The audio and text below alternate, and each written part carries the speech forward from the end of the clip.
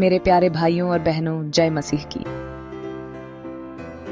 त्रिएक परमेश्वर के महिमामय नाम में आप सबके साथ परमेश्वर पिता का प्रेम, प्रभु यीशु मसीह का अनुग्रह और पवित्र आत्मा की सहभागिता बनी रहे। आज हम the quickest forgiveness and acceptance, सबसे जल्दी क्षमा और स्वीकृति के बारे में वचन से कुछ सीखते हैं। ये कौन दे सकता है? सबसे तेज क्षमा और स्वीकृति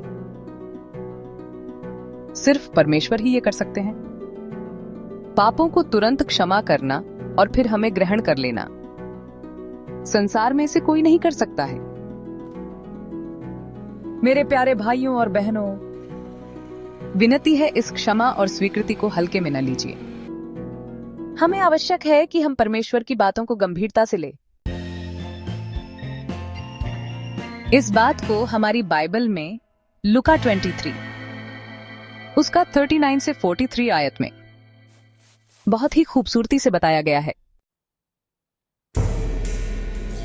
यहां दो डाकुओं का वर्णन है। दोनों कुकर्मी थे और दोनों इस बात को जानते थे।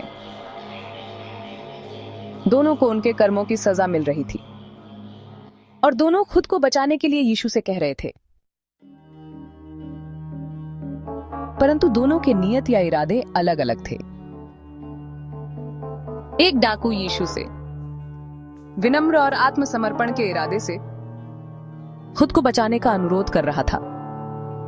42 आयत में ऐसा विवरण है कि उस डाकू ने प्रभु यीशु से कहा, हे यीशु, जब तू अपने राज्य में आए तो मेरी सुधि लेना। और दूसरा यीशु की निंदा कर रहा था। 39 आयत में ऐसा लिखा है कि दूसरा डाकू प्रभु यीशु की निंदा करके कहता है, क्या तू मसीह नहीं? तो फिर अपने आप को और हमें बचा। हमारे प्रभु यीशु मसीह ने क्रूस पर दोनों डाकुओं की बातों को सुना।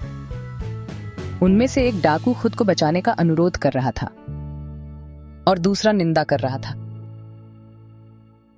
वचन में 43 आयत में इसे बताया गया है। उनमें से एक डाकू को प्रभु यीशु मसीह ने तुरंत क्षमा और स्वीकृति देकर कहा, मैं तुझसे सच कहता हूं कि आज ही तू मेरे साथ स्वर्गलोक में होगा। और निंदा करने वाले डाकू की बातों को प्रभु यीशु ने उसी वक्त ही अनदेखा अनसुना नजरअंदाज कर दिया। हमारे जीवन में भी परमेश्वर हमारे प्रभु यीशु मसीह सबसे जल्दी हमारे पापों से क्षमा करके हमें स्वीकार कर लेते हैं,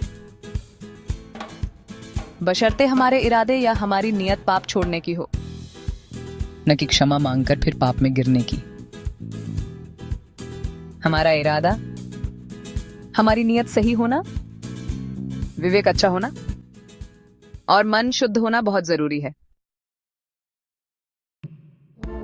खुदा पाक रूह हमारी मदद करे यह समझने में कि लाचार, नम्र हृदय और ईमानदार मन की प्रार्थना का सबसे तेज और जल्दी जवाब प्रभु यीशु मसीह है। हालेलुया, आमीन।